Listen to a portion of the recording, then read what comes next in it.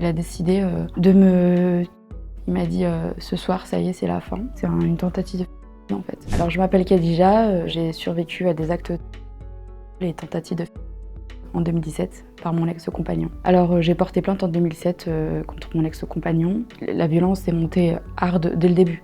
À aucun moment il y avait du répit quoi. Des exemples, jamais il m'a giflé par exemple, c'était des coups de genoux. Voilà pourquoi du coup j'ai eu des côtes cassées, des dents brisées, un coup de lame au niveau du poignet. Après vu qu'il était de profession boucher, c'était méthodique en fait ce qu'il me faisait. Par exemple un exemple, une serviette bleue de bain, il a coupé bien sur le rebord et puis il enlaçait autour de mon cou. Donc le seul souvenir que j'ai par exemple de cet épisode, c'est que je voyais le bout de mes pieds du coup se surélever. Donc après j'étais étourdie, donc après il y a eu les conjugaux. Moi je verbalisais, je disais non. À chaque fois qu'il voulait me pénétrer, je savais dire non, j'avais le courage de dire non. Et lui, malgré ça, il me pénétrait sans mon accord. Après est venu le rituel de la douche froide. On avait, je précise, de l'eau chaude, mais il avait ce truc de vouloir continuer à me glacer le sang. Et même sous la douche, il me fracassait avec le pommeau de douche. Donc après, il y a eu la scène du pont, c'est une tentative de en fait. Il a décidé de me...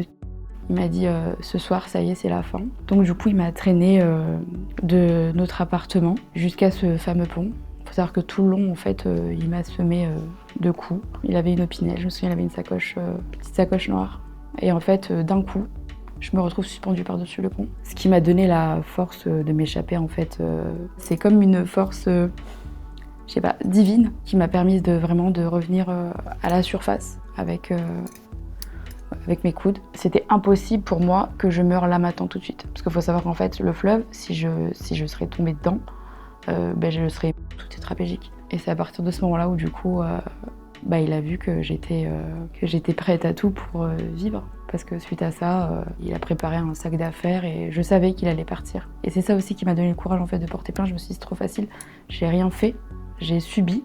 Alors dès le dépôt de plainte, je me présente, donc je raconte tout ce que j'ai subi, tout ce que je me rappelais en tout cas à l'époque. Qui dit plainte, après il nous convoque aux UMJ, en fait on est autopsie entre guillemets de notre vivant face à une médecin légiste. Elle a pu constater mes plaies, l'entaille au niveau du coup de lame au poignet, les dents brisées, les côtes fêlées. Puis après du coup on attend le procès. L'attente honnêtement elle a été très dure parce que du coup on nourrit un espoir vis-à-vis de la justice. 2 ans d'attente de mon procès d'assises. En 2020, je suis chez moi dans mon salon et je reçois une notification sur mon iPhone qui m'indique ouverture d'assises Khalid Bey par l'intermédiaire en fait d'un journal local en fait. J'ai découvert mon procès d'assises dans la presse.